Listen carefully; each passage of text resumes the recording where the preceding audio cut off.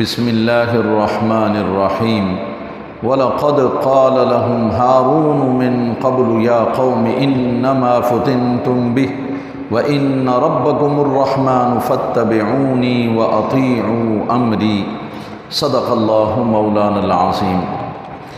معزز اور محترم سامعین و حاضرین، اللہ تبارک و تعالیٰ کے فضل و کرم سے تسلسل کے ساتھ ہمارا یہ سلسلہ درس قرآن و سنت جاری ہے، اور آج سورہ طٰہٰ کی آیت نمبر 90 سے تلاوت کرنے کا شرف حاصل کیا ہے۔ سلسلہ سیدنا موسیٰ علیہ السلام کی قوم اور ان کی اصلاحی کاوشوں کا چل رہا ہے۔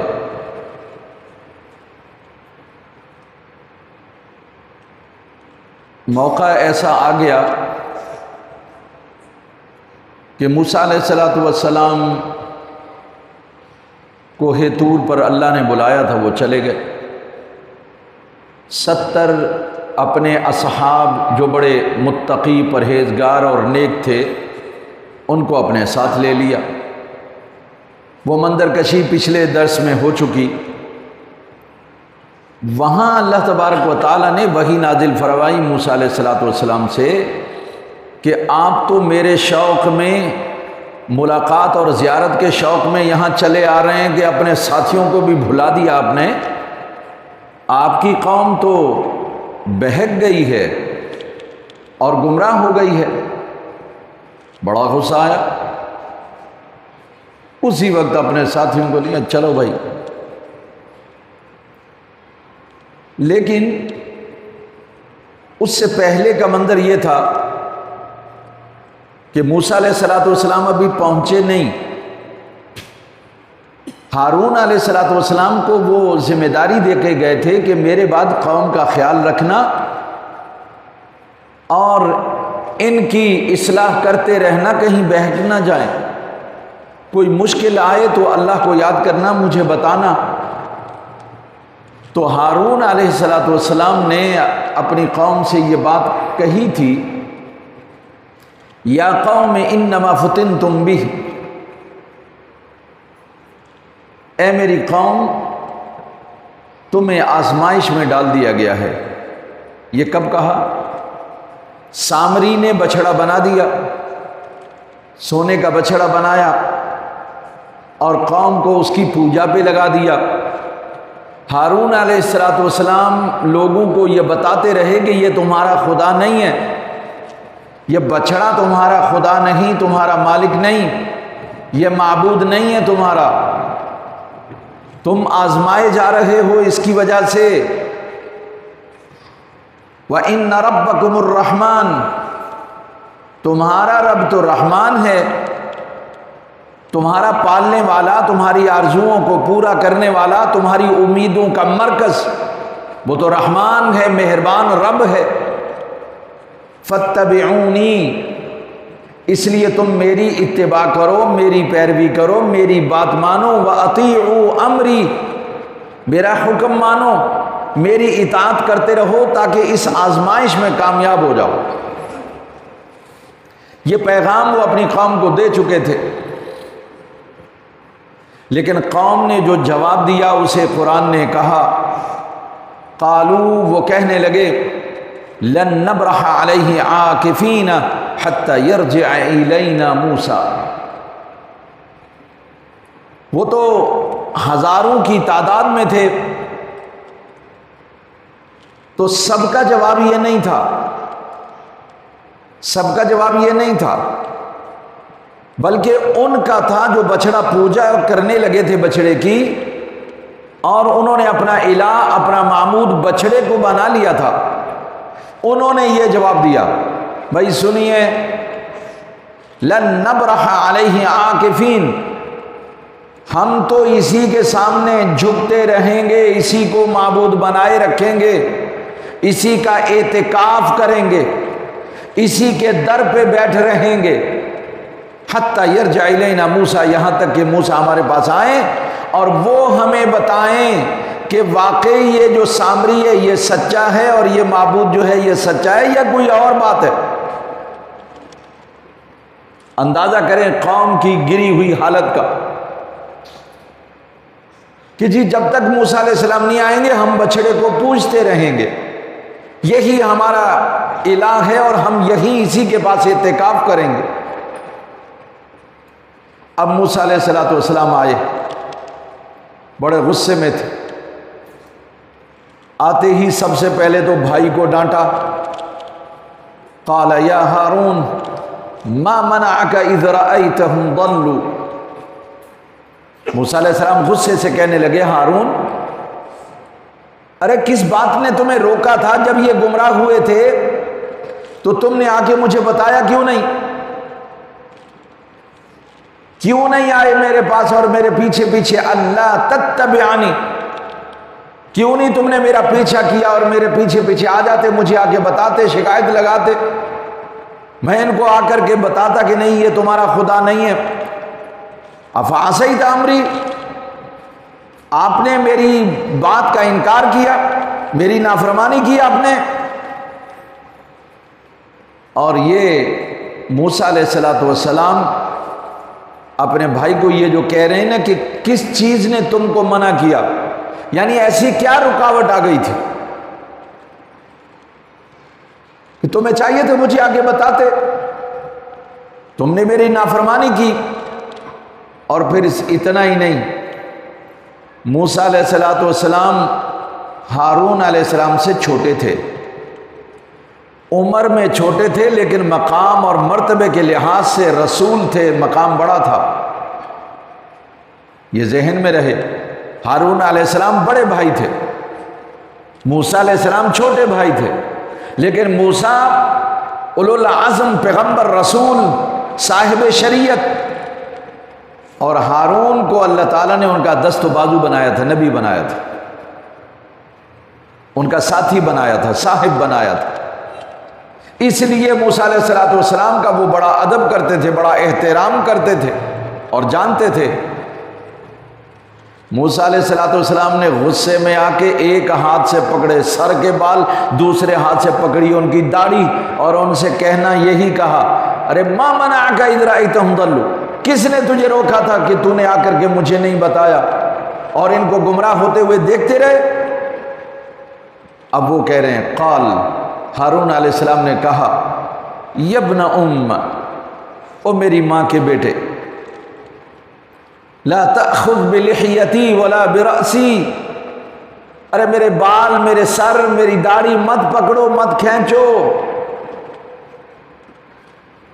میں تو اس لیے نہیں آیا تھا آپ کو بتانے کے لیے کہ انی خشیت ان تقول فرقت بین بنی اسرائیل، مجھے یہ ڈر پیدا ہو گیا کہ میں ان کو چھوڑ کر آپ کے پاس آؤں، یہ پیچھے آپس میں اختلاف کر کے لڑ پڑیں، قتل و غارت ہو جائے، اور آپ مجھے کہیں کہ جی فرقت بین بنی اسرائیل، تم نے بنی اسرائیل کے درمیان تفرقہ بازی ڈال دی، انتشار پیدا کر دیا، دشمنیاں پیدا کر دی۔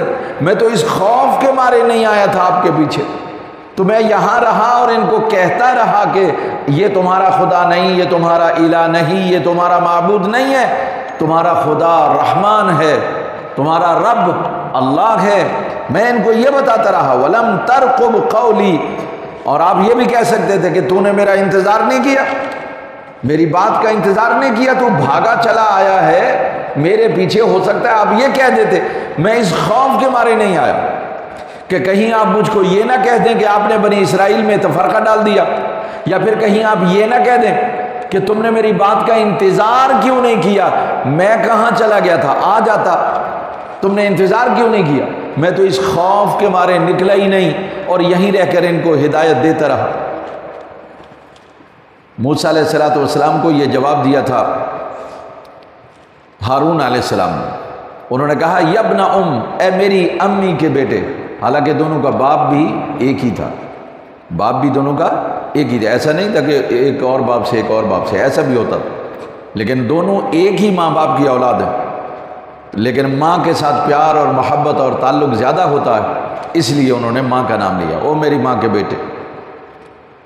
اب موسیٰ علیہ السلام متوجہ ہوئے سامری کی طرف۔ سامری اپنے زمانے کا گھاگ اور گرگا گھنٹال آدمی تھا، بڑے مجاہدے ریاضتیں کرتا تھا، نفسیاتی مجاہدے کرتا تھا، راہب تھا پہلے، عیسائی اپنے زمانے کا راہب تھا، یعنی درویش جسے ہم کہتے ہیں وہ تھا، مجاہدے مراقبے کرتا رہتا تھا، بہت سارے وظائف کرتا تھا۔ تو یہاں ان وظائف سے وہ جو روحانیت اس کو حاصل تھی اپنے زمانے کے لحاظ سے، اس نے بڑا فائدہ اٹھایا۔ آگے سنیے گا، موسیٰ علیہ السلام پر جب آئے، تشریف لائے، پیغمبر ہونے کا اعلان کیا تو یہ آپ کے ساتھ ہو گیا اور مسلمان ہو گیا، یعنی موسیٰ علیہ السلام کا امتی بن گیا۔ بعد میں جب یہاں پر موسیٰ علیہ السلام چلے گئے کوہ طور پر اللہ کے بلانے پر، تو اس کے اندر سے وہ جو وجدان تھا اس کا وہ بہہ گیا۔ اس نے کہا یہ تو ایسے ہی ہے موسیٰ، لہذا بگڑ گیا اور گمراہ ہو گیا، اور اس کا ذکر آ گیا۔ موسیٰ علیہ السلام نے پوچھا، قالا، کہنے لگے، فما خطبک یا سامری، تیرا کیا معاملہ ہے بھائی؟ او سامری، تیرا کیا معاملہ ہے؟ جب اس سے پوچھا تو اس نے کہا دیکھیے بھائی، قالا، کہنے لگا، بصرت بما لم یبصروا بہ، اے اللہ کے پیغمبر میں نے وہ دیکھا ہے جو انہوں نے نہیں دیکھا۔ یہ دیکھیے، میں نے وہ دیکھا ہے جو انہوں نے نہیں دیکھا، یہ سامری کہہ رہا ہے۔ اور بدر کے دن شیطان نے بھی یہ کہا تھا، انی ارا ما لا ترون انی اخاف اللہ، میں وہ دیکھ رہا ہوں جو تم نہیں دیکھ رہے ہو، میں اللہ سے ڈرتا ہوں، میں جا رہا ہوں۔ پہلے ان کو اکسا رہا تھا کہ مسلمانوں کو کاٹ ڈالو، مار ڈالو، یہ تھوڑے سے ہیں، ختم ہو گئے تو بس تمہارا راج ہوگا۔ جب فرشتوں کو اترتے ہوئے دیکھا تو بھاگنے لگا۔ ابو جہل نے کہا، کہاں جا رہا ہے ہمیں چھوڑ کے؟ تو ہلہ شیری دے رہا تھا، ہمیں شاباش دے رہا تھا۔ اس نے کہا، انی ارا ما لا ترون، میں وہ دیکھ رہا ہوں جو تم نہیں دیکھ رہے ہو، انی اخاف اللہ، شیطان کہہ رہا ہے میں اللہ سے ڈرتا ہوں بھائی، میں جا رہا ہوں۔ بھاگ گئے، میدان میں چھوڑ کر بھاگ گیا۔ یہاں یہ کہہ رہا ہے، بصرت بما لم یبصروا بہ، میں نے وہ دیکھا جو انہوں نے نہیں دیکھا۔ فقبضت قبضۃ من اثر الرسول، تو میں نے وہ جو رسول آیا تھا، نمائندہ آیا تھا، قاصد آیا تھا، اس سے مراد جبرائیل علیہ السلام جو حضرت سیدنا موسیٰ علیہ السلام سے ملاقات کے لیے آئے تھے، اس نے دیکھ لیا۔ کسی کو وہ نظر نہیں آئے، اس نے دیکھ لیا، کیونکہ وہ مجاہدہ، مراقبہ، وظائف وہ اس کے کام آئے، وہ جو اس کے اندر ایک روحانیت پیدا ہو گئی تھی اس کی وجہ سے اس نے دیکھ لیا۔ لیکن اس نے کمال دیکھا یہ کہ حضرت جبرائیل علیہ السلام ایک بڑی پیاری گھوڑی پر سوار ہو کے آئے، بات کر رہے تھے موسیٰ علیہ السلام سے، لیکن جب وہ جانے لگے تو گھوڑی جہاں پیر رکھتی تھی وہاں فوراً سبزہ اور پھول اگنے لگتے تھے۔ یہ بڑا حیران ہوا، اس نے بھاگ کر ان کی گھوڑی کے سم کے نیچے سے مٹی اٹھا لی اپنے پاس رکھ۔ اس وقت اس کے دل میں یہ تھا بڑی بابرکت مٹی ہے بھئی، یہ اللہ کی طرف سے پیغام لے کے آئے ہیں، اور جہاں پاؤں رکھتی ہے وہاں سب سبزہ اگاتا ہے، تو اس نے یہ اپنے پاس سنبھال کے رکھ لی۔ فنبذتها، کہہ رہا میں نے وہی مٹی یہ بچھڑا بنا کر اس کے اندر ڈال دی، یہ بولنے لگ گیا، ڈکارنے لگ گیا۔ اور آگے یہ بھی بات بتائی، وَكَذَلِكَ سَوَّلَتْ لِي نَفْسِي، یہ میں نے کسی کے کہنے پر نہیں کیا، کسی کے بہکانے پر نہیں کیا، کسی کی سازش نہیں ہے، میرے نفس نے مجھے یہ راستہ دکھایا، بس میں چل پڑا۔ یعنی یہ میرے اپنے اندر کی بات ہے، میری اپنی مرضی سے، خواہش سے یہ کیا ہے میں نے، بس مجھے آپ کا دین اچھا نہیں لگا تو جو میرے نفس نے کہا میں اس کے پیچھے لگ گیا۔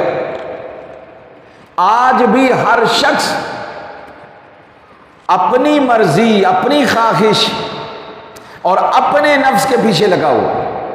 بس اسلام اسی لیے آیا ہے کہ اپنے نفس کو، اپنی خواہشات کو، اپنی آرزوؤں کو خدا کی مرضی کے تابع کر دو، بس ان کے پیچھے نہیں لگ جانا، نفس کے پیچھے نہیں لگنا. ان النفس لامارۃ بالسوء، ارے یہ نفس تو ہمیشہ آپ کو برائی کی طرف راغب کرتا رہے گا، اکساتا رہے گا. اس کے پیچھے نہیں لگنا، تباہ کر دے گا. اس کو چھوڑ کر اللہ کی طرف لگ جانا، امید اللہ سے باندھنا، آرزوئیں اللہ سے پوری کرانا، وہی پوری کرنے والا. تو اس نے کہا جی میرا تو نفس نے یہ کہا تھا کہ آپ ٹھیک نہیں ہیں، میں سچا ہوں اس لیے میں نے یہ کام کیا. اب یہاں ایک سامری کا جو لفظ ہے، بعض نے کہا کہ سامریہ ایک شہر کا نام ہے، آج بھی موجود ہے، عراق میں. تو بعض نے کہا یہ سامری وہاں کا رہنے والا تھا اس لیے سامری کہا. نہیں، دراصل سامرا یہ تو بہت ہی بعد میں اب آباد ہوا، شہر بنا. اس سے پہلے بھی سامری موجود تھے. جو بھی بزرگ اور نیک لوگ ہوتے تھے ان کو بھی سامری کہا جاتا تھا. تو یہ سامری بعد میں، اب بھی اس وقت بھی سامری شام میں ایسے لوگ موجود ہیں جو اپنے نام کے ساتھ سامری لکھتے ہیں. دراصل وہ اس خاندان سے تعلق رکھتے ہیں اس لیے وہ سامری اپنے آپ کو کہتے ہیں.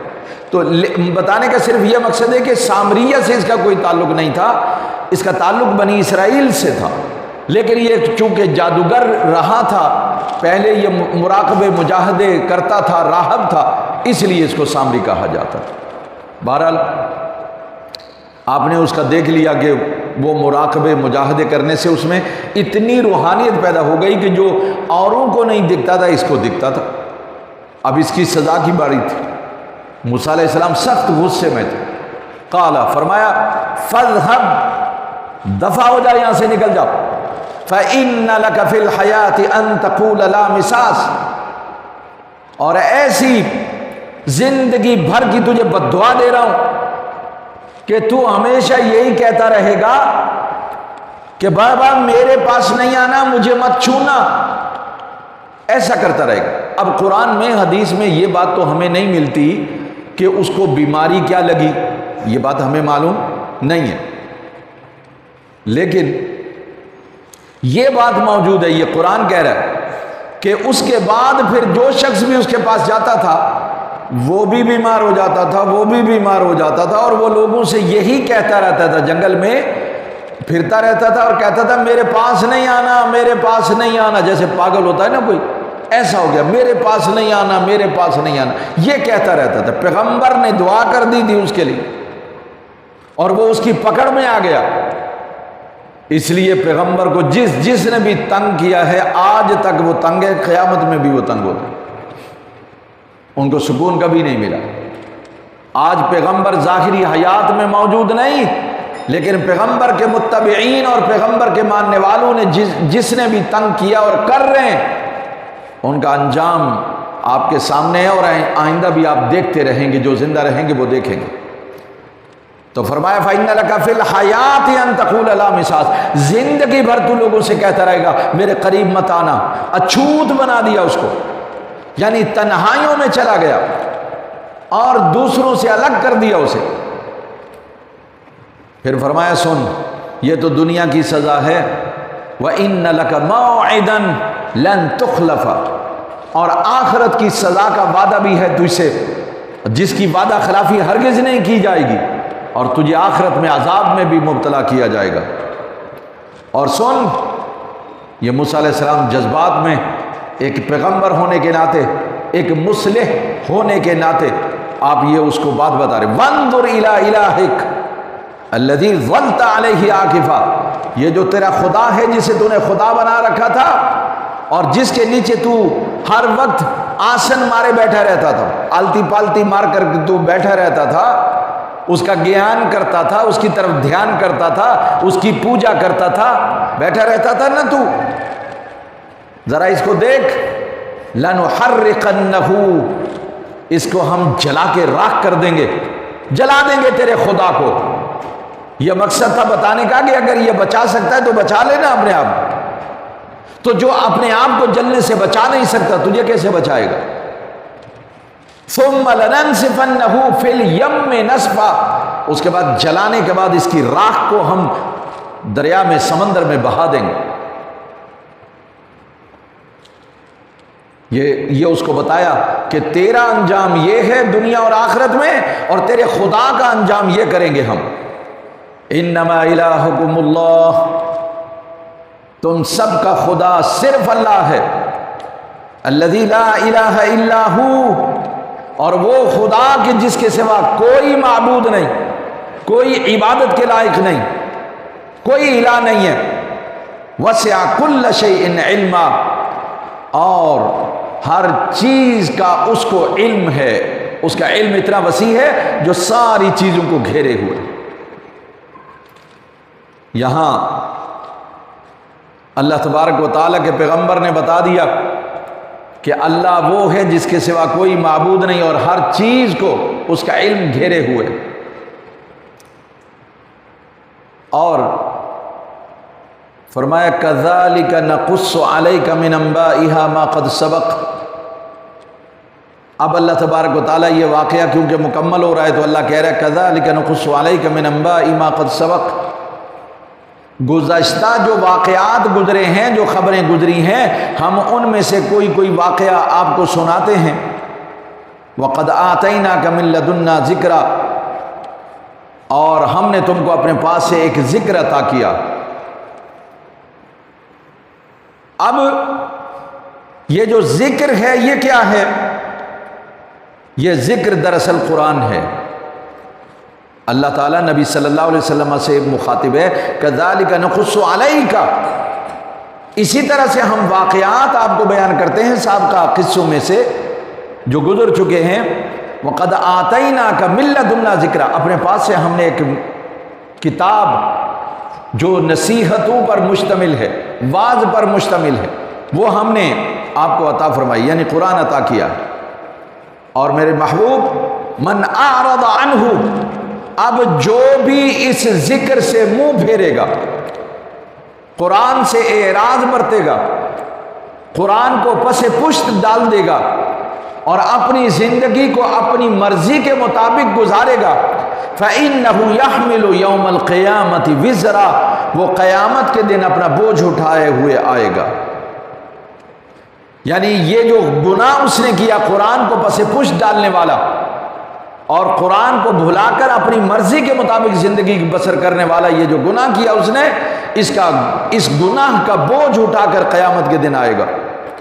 اور پھر خالدین فیہ، وہ دور ایسا ہے جس میں وہ ہمیشہ رہے گا۔ جنت میں گیا تو جنت میں ہمیشہ رہے گا، جہنم میں گیا تو جہنم میں ہمیشہ رہے گا۔ وَسَاءَ لَهُمْ يَوْمَ الْقِيَامَةِ حِمْلًا، اور قیامت کے دن یہ سب سے بڑا بوجھ ہوگا۔ اللہ کی نافرمانی، قرآن کو بھلا دینا اور رسول اللہ صلی اللہ علیہ وسلم سے بغاوت کرنا، یہ سب سے بڑا گناہ ہوگا۔ یوم ینفخ فی الصور، جس دن سور پھونکا جائے گا، ونحشر المجرمین یومئذ زرقا، اور ہم مجرمین کو اس دن اکٹھا کریں گے، اٹھائیں گے، جمع کریں گے، تو خوف کے مارے ان کی آنکھیں نیلی ہو جائیں گی، خوف کے مارے، ڈر کے مارے، اللہ کے عذاب کے ڈر سے، اللہ کی وہ جو ہیبت ہوگی اس کے ڈر سے ان کی آنکھیں نیلی ہوں گی۔ یہی وجہ ہے کہ عرب میں نیلی آنکھوں والے کو پسند نہیں کیا جاتا، اس کو سمجھتے ہیں کہ یہ یا تو چور ہے یا کوئی مجرم ہے۔ اور کل قیامت میں بھی اللہ یہی کہہ رہا ہے کہ مجرمین کو جب جگایا جائے گا، اٹھایا جائے گا، آنکھیں ان کی کیا ہوں گی؟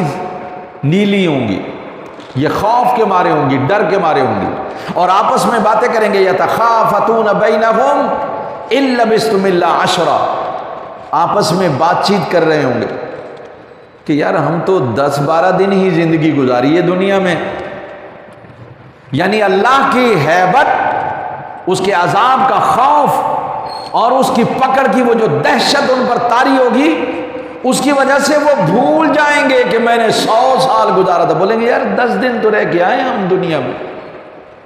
لیکن اللہ کہہ رہے نحن اعلم بما یقولون، فرمایا ہم سب جانتے ہیں جو وہ کہیں گے نا، جو وہ کہیں گے ہمیں سب معلوم ہے۔ اذ یقول امثلهم طریقا، فرمایا ان میں سے جو زیادہ کلچرڈ ہوں گے، زیادہ مہذب ہوں گے، وہ یہ بات کہیں گے، ارے الا بسم اللہ یوما، ایک ہی دن تو ہم رہے وہاں دنیا میں. یعنی اس وقت ان کے وہ جو مہذب لوگ ہوں گے وہ بھی بھول چکے ہوں گے کہ ہم کتنا رہ کے آئے دنیا میں. وہ کہہ رہے ہوں گے بھئی ایک آدھ دن ہی ہم دنیا میں رہ کے آئے ہیں. حالانکہ دنیا میں انہوں نے کسی نے 100 سال، کسی نے 50 سال، کسی نے 20 سال اپنی جو بھی اللہ نے لکھا تھا وہ زندگی بسر کی، لیکن وہاں جا کے خوف کے مارے یہ بات بھول جائیں. اب یہاں پر ایک بات یہ جو بنی اسرائیل کے حوالے سے، سامری جو ہے وہ بنی اسرائیل ہی میں سے تھا، لیکن یہاں ہندو اور بنی اسرائیل کے عقائد میں بڑی مشابہت پائی جاتی ہے، مماثلت پائی جاتی ہے، ایک جیسے ایکویلٹی پائی جاتی ہے. جو عقائد ان کے ہیں وہی عقائد ہندوستان میں ہندوؤں کے ہیں. تو علماء نے یہ بات لکھی ہے کہ تقریباً آج سے 4,500 سال پہلے کی بات ہے، یعنی 1500 سال عیسیٰ علیہ السلام سے بھی پہلے، جب وہاں سے اس علاقے سے حضرت حام جو نوح علیہ السلام کے صاحبزادے ہیں ان کی اولاد نے وہاں سے کوچ کیا، کیونکہ یہ علاقہ میسوپوٹیمیا، عراق کا جو علاقہ ہے، یہ تہذیب اور تمدن کی یہ سرچشمہ ہے، یعنی یہاں سے تہذیب کا آغاز ہوا. تو یہ لوگ اس طرف نکلے ہندوستان میں آنے کے لیے، آباد ہونے کے لیے، کہ زمین پھیلی ہوئی ہے، چلو ادھر جا کے آباد ہوتے، تب تو جنگلات ہوتے. تو اس وقت وہ لوگ جو آنے لگے تو اس میں سے جسے ہم آریہ قوم کہتے ہیں، یہ آریہ جب وہاں سے آنے لگے تو بنی اسرائیل کے کچھ لوگ بھی ساتھ آ گئے. اب یہ جب یہاں پر آ کر کے آباد ہوئے تو ان کے جو عقائد ہیں وہی عقائد یہاں پر پائے جاتے ہیں. مثلا انہوں نے بچڑے کو پوجا تھا، خدا بنا لیا تھا، اور یہاں پر گائے جو ہے ماتا، وہ اس کو خدا مانتے ہیں، گائے کو خدا مانتے ہیں. مسلمان ابھی قربانی آنے والی ہے نا، گائے جو بھی ذبح کرے گا اور جہاں ان کا زور چلے گا وہاں مسلمان کو بھی ساتھ ذبح کر دیں، مار ڈالیں. تو یہ وہ گائے کو اگر پوج رہے تھے بچڑے کو، تو یہ بھی گائے کو پوج رہے ہیں. پھر جس طرح سے سامری کے اندر چھوت چھات موسیٰ علیہ السلام کی بددعا کی وجہ سے اس کو تنہا کر دیا گیا تھا، اسی طرح سے وہی چیز ان کے اندر آ گئی کہ یہاں بھی ذات پات اور چھوت چھات کا طریقہ چل پڑا. آپ دیکھیے جو برہمن ہوتے ہیں وہ سب سے اونچی ذات ہے، اور چھودر جو ہیں وہ سب سے نیچی والی، کھتری یہ سب سے نیچی والی ذات ہے. بلکہ یہ ایک دوسرے کا جھوٹا پانی نہیں پیتے، ایک دوسرے کی جگہ بیٹھتے نہیں ہیں. یہ پہلے کی بات نہیں ہے، ابھی بھی ایسا ہی ہو رہا ہے. بعض لوگ تو ابھی بھی وہ قتل کر دیتے ہیں، تم میری جگہ پہ بیٹھے کیسے، تم چھودر ہو، تم کھتری ہو، تم کیسے بیٹھے یہاں پر. یہ بات ابھی تک وہاں چل رہی. تو اس کا مطلب یہ ہے کہ جو عقائد ان کے تھے وہی عقائد ان کے اندر پائے جا رہے ہیں.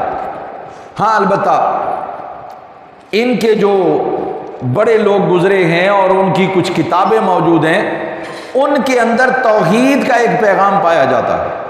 وہ آپ کہہ سکتے ہیں کہ حضرت ابراہیم علیہ السلام، صحف ابراہیم و صحف موسیٰ قرآن میں ذکر ہے. تو ابراہیم علیہ السلام کے صحیفے تو موجود نہیں ہیں، لیکن صحف موسیٰ یعنی اولڈ ٹیسٹمنٹ جسے کہا جاتا ہے وہ موجود ہے. تورات موجود ہے، نیو ٹیسٹمنٹ، اولڈ ٹیسٹمنٹ یہ موجود ہے. جو بھی کمپیریٹیو ریلیجن جو پڑھتے ہیں ان کو یہ اچھی طرح سے معلوم ہے کہ وہ یہ کیا چیز ہے. تو وہ پیغام جو موسیٰ علیہ السلام کا تھا، اگرچہ خود ان کے علماء بھی مانتے ہیں کہ یہ تحریف ہو چکی ہے، تبدیل ہو چکی ہے، چینج ہے، لیکن اس کے باوجود اس میں بھی توحید کہیں نہ کہیں پائی جاتی ہے.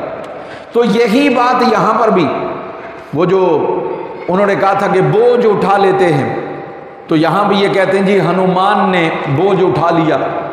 تو ہنومان کو خدا مانتے ہیں یہاں ہندو، وہ لوگ بھی ایسا ہی کہتے تھے. تو ان کے عقائد کی مماثلت کی وجہ سے علماء نے لکھا ہے کہ یہ آریہ نسل کے جو لوگ ہیں انہی کے ساتھ بنی اسرائیل کے کچھ لوگ یہاں پر آ گئے اور اپنے عقائد کو یہاں پر انہوں نے پھیلا دیا. اور پھر اس کے بعد یہ اس طرح کے ظاہر ہے وقت گزرتا رہا، اور وقت گزرنے کے ساتھ ساتھ یہ تبدیلیاں آئیں، اور آج ہم جس حالت میں دیکھتے ہیں آپ دیکھ سکتے ہیں. یہ ایسا ہی ہے جیسے آپ اسلام کو دیکھیے، جب آیا تھا تو ماشاءاللہ کیسا تھا، اور آج اسلام کیا ہے اور کیا حال ہے یہ آپ کے اور میرے سامنے ہے۔ بہرحال ہمیں یہ بات یاد رکھنی چاہیے کہ موسیٰ علیہ السلام اصلاح کے لیے آئے، اللہ کے پیغمبر تھے، ان کی قوم بچڑے کی پوجا کرنے لگی، انہوں نے بتایا۔ یہ بات نبی صلی اللہ علیہ وسلم کو اس لیے سکھائی کہ آپ کی قوم 360 بتوں کی پجاری تھی، ایک بچڑے کی بات نہیں ہے، 360، اور اس میں بھی اصحاف نائلہ جیسے وہ گندے لوگ جو کعبۃ اللہ میں زنا کے مرتکب ہوئے، اللہ نے انہیں پتھر بنا دیا، یہ ان کو بھی پوجا کرتے تھے، اور باقی جو ہیں وہ الگ ہیں، ان سب کی کوئی نہ کوئی گناہ تھا یا کوئی بات ان کی شہرت والی تھی، انہوں نے مرنے کے بعد اس کا بت رکھا اور اس کو پوجنا شروع کر دیا، چڑھاوے چڑھانے شروع کر دی، ان کا اپنا شفیع مان لیا۔ اللہ کے رسول نے آ کے بتایا کہ سنو، نہ یہ تمہارے خدا ہیں، نہ تمہیں نفع دے سکتے ہیں، نہ تمہیں یہ نقصان دے سکتے ہیں، نہ تمہاری یہ بات سنتے ہیں۔ ارے اللہ وہ ہے، رب وہ ہے جو جس کے سوا کوئی معبود نہیں، کوئی عبادت کے لائق نہیں، وہی ہمارے نفع اور نقصان کا مالک ہے، اور وہی ہمارا پالنے والا ہے، لہذا سب کو چھوڑو، رب کے سامنے جھک جاؤ۔ یہ اللہ کے رسول صلی اللہ علیہ وسلم نے پیغام دیا۔ اللہ سے دعا ہے رب العالمین دین کی ہمیں سمجھ عطا فرمائے، عمل کی توفیق عطا فرمائے۔